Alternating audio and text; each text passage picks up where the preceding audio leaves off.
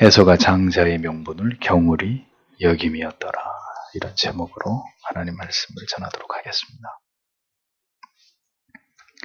언약 안의 자손이든지 언약 밖의 자손이든지 이 세상은 그들 모두가 공존하는 삶을 살아가야 하는 무대입니다. 자연인들에게 이 세상에서 살아가는 일에 있어서 가장 중요한 것이 무엇이겠습니까? 어떤 분야에 있어서든 탁월한 능력과 재능일 것입니다. 그것은 곧 안정되고 평안한 삶을 보장해주는 가장 중요한 요건이 되기 때문이죠. 그러하기에 언약 밖의 자손들은 자신의 능력을 배양하고 극대화해서 어떻게 하면 이 세상에서 잘 살 수 있을까에만 모든 인생에 초점을 맞추고 살아갑니다. 언약 안의 자손들 역시 잘 사는 것이 목적이긴 합니다만, 그러나 여기서 잘 산다는 의미는 물질적인 풍요와 번영과 자기의 꿈과 목표를 성취하는 것만을 의미하는 것은 결코 아닙니다. 하나님 앞에서 택자로 부르심의 의미와 목적을 따라서 하나님을 기쁘시게 하고 하나님을 영원롭게 하는 인간 본연의 참된 신자의 삶을 살아가는 것을 의미하는 것이죠. 그런 맥락에서 언약 밖의 자손들의 삶에는 하나님의 개입이나 간섭하심이나 하나님의 그 인생을 지도하시는 섭리는 존재하지 않습니다. 그들은 그저 인간의 본성과 본능에 따라서 열심히 자신들의 능력을 발휘하면서 이 세상에서 각자의 삶을 살아갈 뿐입니다. 그들은 그 속에서 때때로 웃고 울면서 자신들의 인생을 영위해 나아가는 것이 전부일 따름이죠. 그러나 언약 안의 자손들은 앞서 말한 바대로 구별된 신자의 삶을 하나님의 언약의 백성들로서의 합당한 삶을 살아가도록 하기 위해서 하나님의 사람들로, 믿음의 사람들로 빚어가시는, 그렇게 우리를 연단하시고 다듬어 가시는 하나님의 섭리와 역사하심이 그들의 생애 속에 깊이 관여하고 나타나게 된다는 사실을 우리는 깨닫게 됩니다. 택자와 불택자의 삶에는 바로 이 뚜렷한 차이가 엄연하게 존재하는 것이라는 거죠. 간섭을 받는 삶이 있고 전혀 간섭을 받지 않는 삶이 있다는 것입니다. 그 결과 이 세상에 본성의 욕구와 욕망에 충실한 삶을 살다가 결국은 영원한 지옥에 떨어지는 사람들이 있고, 끊임없이 하나님의 제재와 간섭을 통해서 그리고 고난과 시련과 연단 속에서 더 깊은 신앙의 사람으로 세워져 가다가 결국은 영원한 하나님의 나라에 들어가게 되는 사람들이 이 세상에는 존재하게 되는 것이라는 겁니다. 에서와 야곱의 삶도 예외 없이 이러한 점을 잘 나타내 보여주고 있는 분명하게 구별된 생애다라고 말할 수 있습니다. 이삭과 리브가 사이에서 에서와 야곱이 태어났음을 밝힌 이후에 성경은 이제 에서와 야곱이 어떻게 성장했으며 그들의 인생을 결정지을 만한 한 가지 사건이 일어나게 된 것에 대해서 그 초점을 맞추고 있습니다. 에서와 야곱이 각각 어떤 성향과 성격을 보이면서 성장했는지를 성경은 다음과 같이 기록합니다. 27절을 보면, 그리고 그 소년들이 장성하였다. 그리고 에서는 능숙한 사냥꾼인 거로 들 사람이 되었다. 반면에 야곱은 조용한 사람인 거로 장막에 거하였다. 이렇게 기록되어 있습니다. 에서는 사냥에 능숙한 들 사람이 되었다. 이렇게 성경이 기록되어 있습니다. 익숙한 사냥꾼이라고 번역된 히브리어 이슈요데아라는 이 원어의 의미는 익숙한 남자, 또 터득한 남자, 이런 뜻을 가지고 있습니다. 에서는 성장하는 과정 속에서 수많은 사냥을 통해서 사냥에 관한 모든 것을 통달한 매우 뛰어난 사냥꾼이 되었음을 알 수 있는 대목입니다. 어려서부터 온몸이 붉은 털로 뒤덮여 있었던 그 에서의 성격은 그렇게 매우 활동적이고 그의 신체는 탁월한 사냥꾼답게 매우 건장하고 담력이 강한, 시쳇말로 짐승나무로 그렇게 에서는 성장한 것으로 추측이 됩니다. 고대 사회에서 가장 인기가 있는 사람은 사냥을 잘하는 사람이었습니다. 탁월한 사냥의 능력은 그가 곧 가족들의 생계를 책임질 수 있는 유능한 가장이 될 수 있는 최고의 조건을 갖추었음을 의미하는 것이기 때문이었습니다. 에서는 그렇게 무사람들이 좋아하는 조건을 가지고 있었던 그런 사람이었습니다. 그런데 문제는 그렇게 밖으로 온 산과 들을 누비면서 사냥을 하기 좋아하는 에서였기에 가정에서 많은 시간을 머물면서 하나님을 경외하는 경건한 삶을 살아가는 것과는 거리가 먼 삶을 에서가 살아갔다는 점입니다. 에서의 삶을 묘사하는 어떤 구절 속에서도 그가 경건을 추구하는 하나님의 사람으로 그렇게 성장했다는 말씀을 찾아보기 어려운 이유가 그 때문입니다. 그는 들 사람이 되었다고 성경이 기록하고 있습니다. 에서는 거친 광야가 그의 삶의 무대였던 그런 인물이었습니다. 광야에서 수많은 짐승을 사냥하고 짐승의 피를 흘리고 살 가죽을 벗겨내는 그런 일들을 즐겨했던 에서의 성격은 매우 다혈질적이고 거칠고 잔인하고 매우 급한 그런 소유자였을 것이라는 점을 충분히 짐작할 수 있습니다. 에서에게서는 그 아비 이삭처럼 조용히 들녘을 거닐면서 묵상을 하는 모습을 기대하기란 어려운 인물이었다는 것을 알 수 있죠. 언약 밖의 사람들의 특징은 그렇게 모두 세상을, 광야를, 거친 들을 좋아하는 자들이었다는 점입니다. 광야를 주름잡고 싶어하는 야망으로 충만했던 사람들은 모두 하나님의 반대편에 서 있었던 그런 자들이었다는 것을 성경은 우리에게 잘 보여주고 있습니다. 동생을 살해하고 에덴에서 쫓겨난 가인은 광야에서 성을 쌓고 그 후예들 역시 뛰어나고 화려한 기술을 가지고 일찍이 세상에서 문명을 이룩했던 그런 자들이었습니다. 노아의 아들 가운데 아비를 조롱했던 함의 자손들의 면면을 보아도 특별히 그 중에 니므롯을 일컬어서 성경은 그가 세상에 등장한 첫 영웅 호걸이었다 이렇게 묘사하면서 그는 특이한 사냥꾼이고 후에 바벨론 땅의 주인이 되었다고 기록하고 있는 것을 보게 됩니다. 홍수 이후에 또다시 타락한 노아의 후손들은 시날 들녘에서 모두 한 곳에 모여서 하나님을 향해 도전하면서 탑과 성을 쌓았던 자들이라고 성경은 기록하고 있고, 아브라함이 하갈에서 낳은 아들 이스마엘은 들나귀 같고 그 손이 모든 사람들을 칠 것이라고 예언하고 있는 것을 보게 됩니다. 또 이스마엘의 후손들인 12아들들도 모두 강인한 민족들로 제국을 건설한 자들이라는 사실을 역사는 보여줍니다.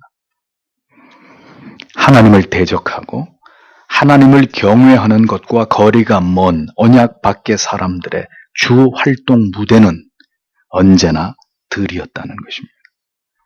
하나님을 찾을 이유가 없는 저 화려한 세상이었다는 것을 볼 수 있습니다.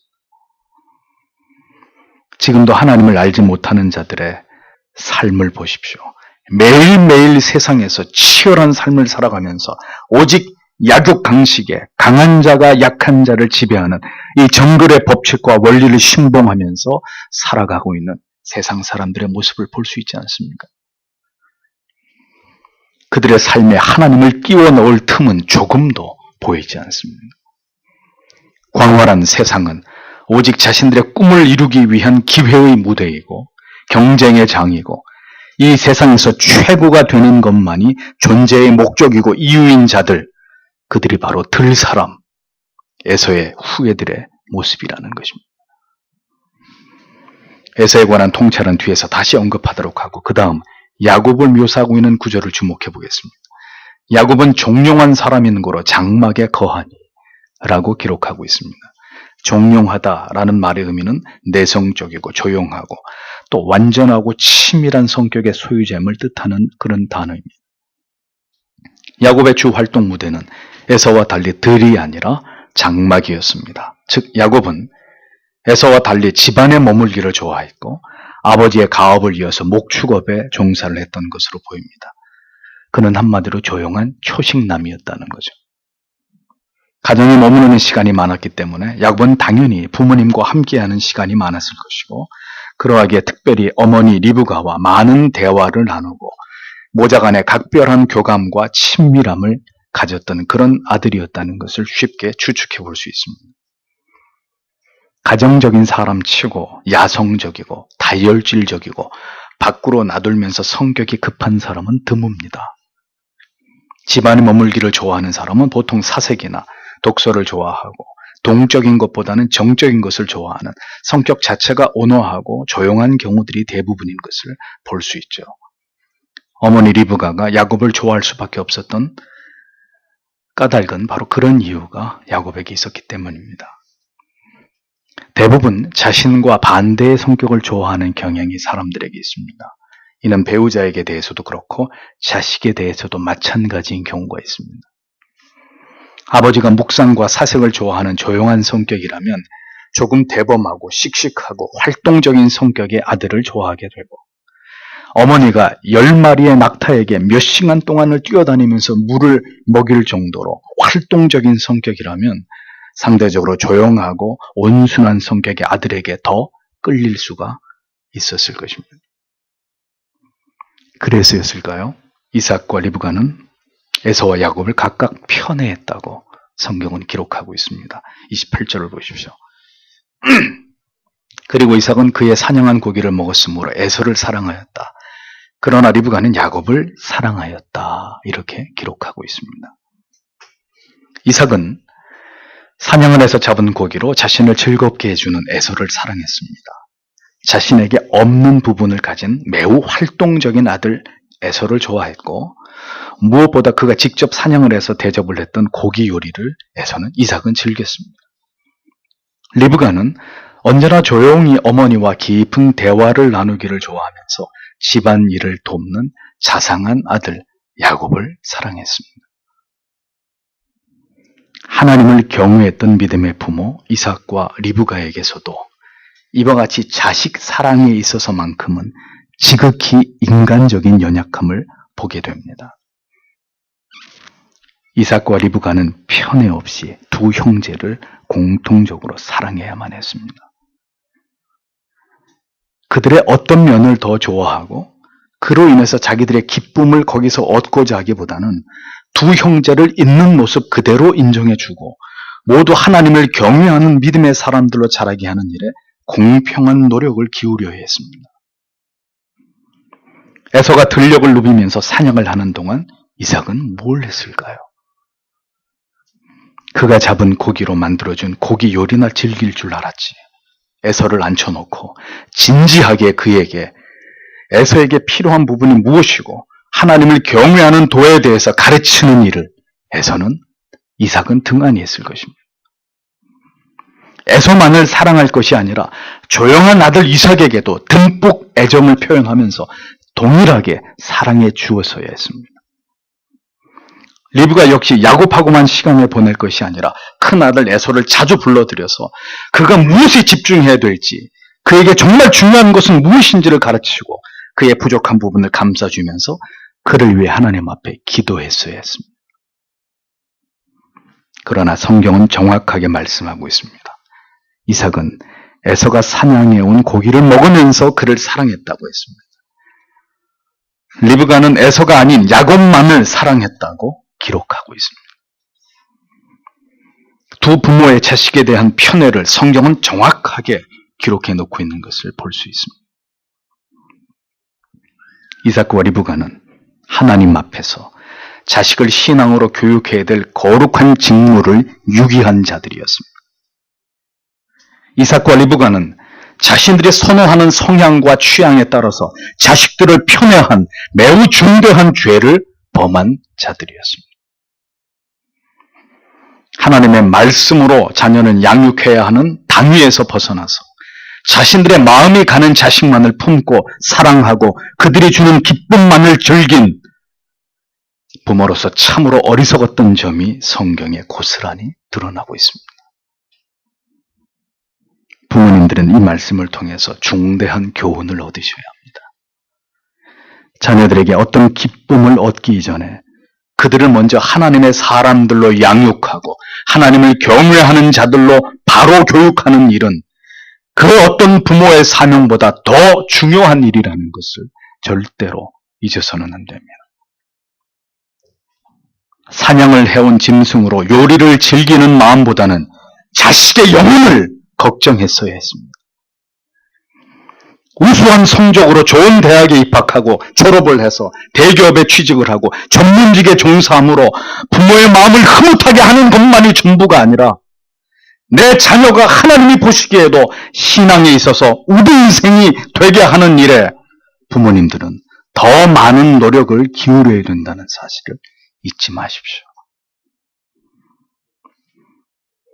자식의 영적인 상태와 신앙의 성숙에는 관심이 없고 그 밖에 다른 기대하는 바에 대한 성취와 성공에 대해서만 모든 관심을 집중하고 그것에 일희일비하고 있다면 그 부모는 하나님 앞에서 준엄한 책망을 피할 길이 없을 것이고 나아가서 그 자녀의 장래까지 망치게 되는 결과를 낳을 수 있다는 사실을 여러분은 분명히 기억하셔야 합니다. 모든 부모님들에게 하나님께서 자녀들을 책망하고 훈계할 권위를 주셨습니다. 그들을 교정하고 신앙의 바른 길로 인도해야 될 사명과 의무를 부여하셨습니다. 그렇기 때문에 내가 보기에 내 자녀가 이쁘고 사랑스러운 것이 전부가 아닙니다. 하나님이 보시기에 우리의 자녀들이 사랑스럽고 진실된 그리스도인들이 되어가야 한다는 것이죠. 자식의 성장에 갈수록 더 많은 기도가 필요합니다. 제가 보니 고등학교를 다닐 때보다 대학에 들어가니까 아버지로서 더 많은 기도의 제목들이 생기더군요. 직업을 갖게 되고 결혼을 하게 되면 또 더 많은 기도의 제목들이 부모에게 생겨나게 될 것입니다. 부모는 한평생 자녀의 영혼을 위해서 노심초사하는 자들이 되어야 합니다. 세상에서 자녀가 어떤 직업을 가지고 어떤 수준의 삶을 살아가느냐의 문제는 그 자녀와 하나님과의 문제입니다. 부모의 관심은 아들이 잡아온 고기 요리가 아니어야 합니다. 자녀의 우수한 성적과 전망 좋은 직장, 결혼하게 될 능력 있고 똑똑한 배우자가 부모의 관심의 전부가 되어서는 안 됩니다. 자식이 가진 부모가 좋아할 만한 어떤 장점이 부모에게 중요한 것이 아닙니다. 우리가 죽더라도 우리의 자녀들이 반드시 하나님을 경외하는 참된 성도의 삶을 살아갈 수 있는 신자 되게 하는 것, 그렇게 우리 자녀들을 하나님 앞에서 바른 믿음으로 세우는 일이 믿음의 부모에게는 가장 중요한 사명이라는 것을 우리는 분명히 기억해야 할 것입니다. 용서하고 들으십시오. 그 마음에 하나님이 없는 자녀들이 세상에서 좋은 학교 들어가고 출세하고 성공하는 것이, 성도 여러분, 그게 뭐가 그렇게 자랑스러운 일입니까?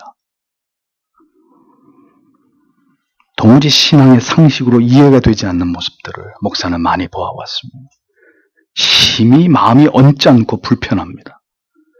하나님이 보실 땐 어떨까요?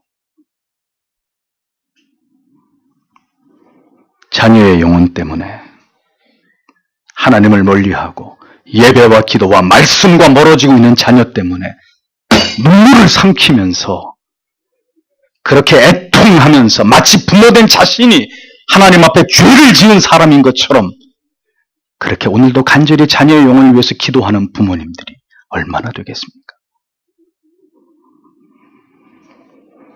자녀를 향한 우리의 관심은 오늘 어디에 있는지 우리의 양심으로 하나님께 대답해 보아야 할 것입니다. 에서를 사랑하기만 했지 그의 영혼을 방치한 이삭과 리브가, 물론 에서는 언약 밖의 자식이었기 때문에 아무리 노력을 했어도 그가 하나님께로 돌아올 수는 없었을 것입니다. 그러나 그 사실을 부모는 결코 알 수 없는 법, 끝까지 그 자식의 영혼을 가슴에 끌어안고 통곡의 기도를 드리면서 자녀에게 수천 번, 수만 번이라도 더 하나님에 관해서 이야기하고 하나님을 경외하는 도에 대해서 가르쳐야만 했던 그런 부모가 되어야 했습니다.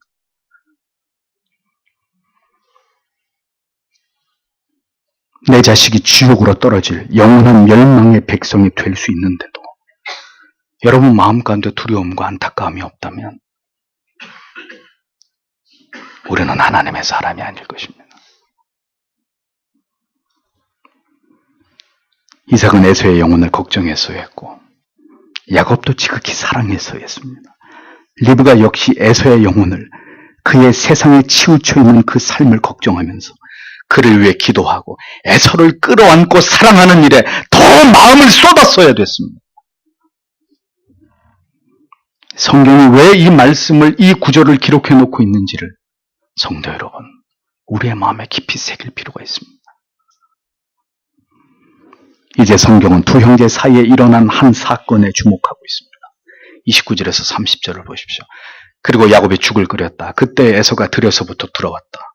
그리고 그는 지쳐 있었다. 그리고 에서가 야곱에게 말했다. 청컨대 너는 나로 그 붉은 것을, 이 붉은 것을 먹게 하라. 왜냐하면 내가 지쳐 있기 때문이다. 그러므로 그가 그의 이름을 에돔이라고 불렀다. 이렇게 기록되어 있습니다. 야곱이 어떤 인물인지 우리는 이 성경의 구절 속에서 그것을 처음으로 확인하게 됩니다. 야곱은 매우 치밀하고 주도 면밀한 자였습니다.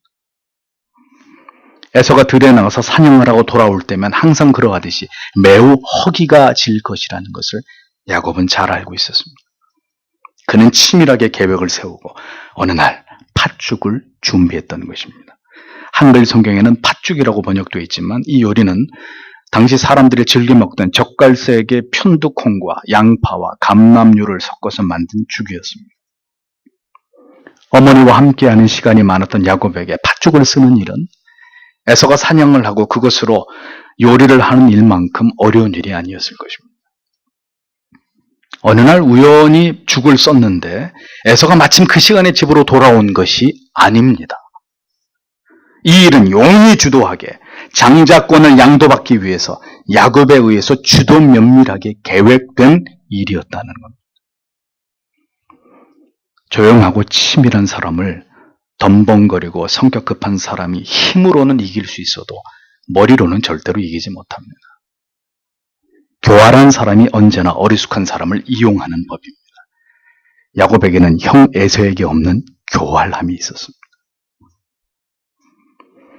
죽을 끓여놓은 것을 보자 허기진 에서는 다짜고짜 야곱에게 그것을 달라고 요구했습니다.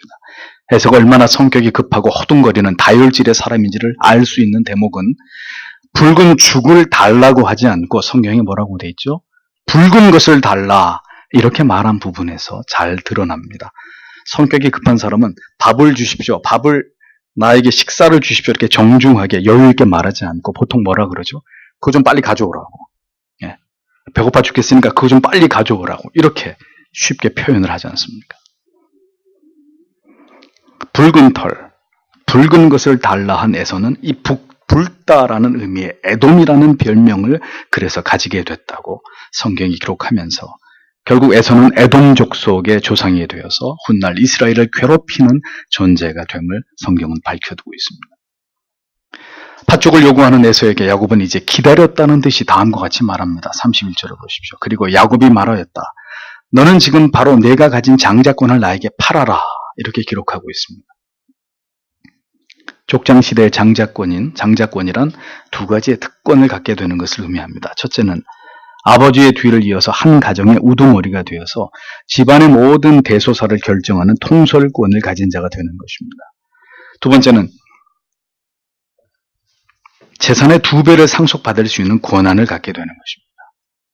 두 가지가 아니라 4가지 특권이네요. 세 번째는 한 가정의 제사장의 직분을 수행함과 동시에 언약 관계에 있어서 하나님의 축복을 상속받는 자가 되는 것입니다. 네 번째는 아버지가 돌아가셨을 때 어머니와 가족들을 부양해야 될 책임을 맡는 자가 되는 것입니다. 그것이 장자권을 가진 자의 특권입니다. 에서도 야곱도 이 사실을 모두 알고 있었을 것입니다. 그런데 이러한 장자권을 소중하게 여긴 사람은 날 때부터 장자로 태어난 에서가 아니라 그의 동생 야곱이었다는 것입니다. 아버지의 뒤를 이어 하나님의 언약의 적자가 되기 위해서 야곱은 반드시 자신에게 장자권이 필요하다는 것을 알고 있었습니다. 당시 장자의 명분을 합법적으로 이양할 수 있는 데는 3가지 타당한 방법이 있었는데, 첫째는 지금처럼 자신이 스스로 장자권을 포기하는 경우에 그 장자권을 양도받는 경우고, 둘째는 중죄에 대한 징계로 장자권이 박탈되는 경우입니다. 셋째는 아버지의 직권으로 다른 아들을 아버지가 장자가 있는데도 이 사람이 장자가 아니라 내가 저 아들을 장자로 삼겠다 하고 아버지가 그렇게 아버지의 직권으로 장자권을 인정하는 경우였습니다.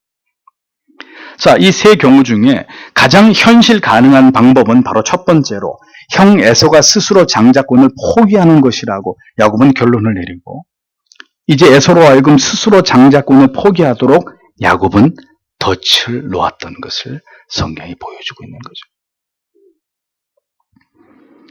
야곱은 장자권을 자신에게 가져오기 위한 필요한 모든 지식을 꿰고 있었고 주도 면밀하게 그 일을 준비했던 것입니다. 이제 우리는 에서가 왜 하나님의 언약 밖에 있는 인물인지를 알 수 있는 면모를 보게 됩니다. 32절에. 그때 에서가 말했다. 보라, 내가 죽어간다. 그런데 이 장자권이 나에게 무엇이냐? 라고 기록하고 있습니다. 장자권의 그 중대한 의미를 전혀 올바로 이해하지 못하고 있었던 에서는 장난기 가득한 투로, 야, 지금 내가 배가 고파서 죽을 지경인데 그까지 장자의 명분, 그 형이라는 게 그게 뭐가 중요하냐? 그게 무슨 나한테 유익이 되느냐? 하고 툭 내뱉고 있는 이런 모습을 볼 수 있습니다. 결국 에서는 순간의 육신의 허기를 죽 한 그릇으로 달래고자 자기의 장자권을 헌신짝처럼 버린 것입니다. 에서의 이 같은 언행은 지극히 가볍게 이를 데 없는 어리석은 것이었습니다. 야곱이 팥죽 한 그릇에 장자권을 달라고 할 때 따끔하게 혼을 내고 말 같지도 않은 소리 하지 마라. 네가 바랄 것을 바라야지 하고 죽을 거절할 수도 있었을 것입니다. 아니면 어머니가 만들어준 식사로 허기를 대신 달랠 수도 있었을 것입니다. 그러나 그는 언약 밖의 사람이었습니다. 그에게 하나님의 언약의 가치는 팥죽 한 그릇보다도 못한 것이었습니다. 신령한 축복의 가치, 영생의 가치를 모르는 사람들이 바로 언약 밖에 영원히 유기된 백성들입니다. 기도와 말씀과 예배의 가치를 우습게 여기는 사람들, 하나님과 친밀함을 유지하고 성령의 뜻에 순복하면서 살아가는 삶에 대해서 전혀 마음을 쏟지 않고 살아가는 사람들, 정말 중요한 것을 결코 포기할 수 없는 어떤 생명의 가치가 무엇인지 오늘도 교회 안에는 있지만 그것을 결코 깨닫지 못하고 있는 모든 사람들은 에서의 후손들일 가능성이 상당히 높은 사람들이라는 겁니다. 기억하십시오. 에서는 하나님을 알지 못하는 이방인 가운데서 태어난 자가 아니었습니다. 어려서부터 여호와를 경외하는 부모 밑에서 경건한 가풍 속에서 자라난 자였습니다. 그런 그가 지금 팥죽 한 그릇에 그 중요한 장자의 명분을 내동댕이 쳐버렸습니다. 오늘날에도 많은 사람들이 기독교에 대해서 상당히 친숙하고 적지 않은 시간을 교회 안에서 믿음의 가정 안에서 머물면서 그렇게 보내지만 결국은 하나님을 향한 신앙과 영적인 장자의 권한을, 영원한 하나님의 나라를 상속받을 자격을 잃어버린 채로 세상으로 즐거운 마음으로 떠나가고 있습니다. 오늘날 교회 안에 그런 배도자와 배교자들이 속출하고 있습니다. 교회 안에는 있어도 그의 영혼은 이미 말씀으로부터 떠난 자들도 적지 않습니다. 이 설교를 듣는 분들 중에 혹시 있을지 모를 영적인 장자의 권한을, 하늘의 시민된 그 특권을, 그 구원의 은혜를 우습게 여기고 세상에 주는 달달한 맛에 자신의 신앙을 때때로 팔아버리고 있는 자들에게 경고하건대, 여러분이 만일 그리스도에게 온전한 헌신을 드리고 성령의 도에 즐겨 복종하고 있지 않다면, 온 마음과 뜻과 생명을 다해서 하나님을 사랑하고 하나님과 더불어 올바른 관계 가운데 거하고 있지 않다면 단언하건대 그 사람 또한 에서와 다르지 않은 사람이라는 것을 기억해야 합니다. 그 말은 교회 안에 있어도 영원한 언약 밖에 지옥에 들어갈 자들이 있을 수 있다는 뜻입니다. 교회 안에서 진리를 듣고 있는 것만으로 언약 안의 백성이 되고 또 믿음의 부모 밑에서 태어났다는 이유만으로 그 언약의 자동적인 상속자가 될 수 있을 것이라고 믿었다면 대단한, 그것은 명백한 오산입니다. 여러분은 지금 힘써 영적인 장자권을 지키고 있는 사람들입니까? 그 중요성을 깊이 인식하고 있고 그것을 소중히 여기는 영적인 가치를, 하나님을 사랑하는 것을, 하나님께 예배하는 것을, 하나님의 말씀을 묵상하고 뜨거운 가슴으로 기도하는 그 시간을 소중히 여기고 있는 그런 삶을 살아가고 있는 사람들인지를 여러분 자신에게 질문해 보십시오. 히브리서 12장 16절의 말씀처럼 한 그릇 음식을 위하여 장자의 명분을 판 에서와 같이 망령된 자가 없도록 살피라. 성경은 분명하게 우리에게 명령하고 있습니다. 너희 가운데 그런 자가 없는지를 살펴보아라. 자신을 비롯해서. 에서가 기꺼이 장자의 명분을 양도할 뜻을 밝히자. 야곱은 이제 더 분명한 확인 도장을 받습니다. 33절에. 그때 야곱이 말하였다. 너는 오늘날 나에게 맹세하라. 그때 그가 그에게 맹세하였다. 그리고 그가 그의 장자권을 야곱에게 팔았다. 라고 기록하고 있습니다. 치밀하고 완벽을 추구하는 성격답게 야곱은 형 에서가 자신에게 장자의 명분을 양도하는 것에 대해서 맹세를 하라고 요구합니다. 에서는 역시 대수롭지 않게 여기고 장자의 명분을 동생에게 양도한 사실에 대해서 맹세를 했다고 성경은 명확하게 그가 장자의 권을 야곱에게 팔았다는 사실을 확인시키고 있습니다. 신자와 불신자의 차이, 택자와 불택자의 가장 명백한 차이는 이것입니다. 영원한 생명의 가치를 아느냐 모르느냐. 영적인 장자의 축복권을 사모하느냐, 헌신짝처럼 여기느냐. 이것으로 그 사람이 누구인지가 증명이 되는 것입니다. 교회를 다니고 있다 하더라도 이 문제는 반드시 신앙의 고백 안에서 확인되어야 되는 부분입니다. 영적인 장자권, 구원과 영생의 문제에 대해서 지극히 무관심하고 부주의한 사람들, 오늘 이 말씀을 매우 두렵게 그렇게 받아야 되고 심각한 고민에 빠져야 합니다.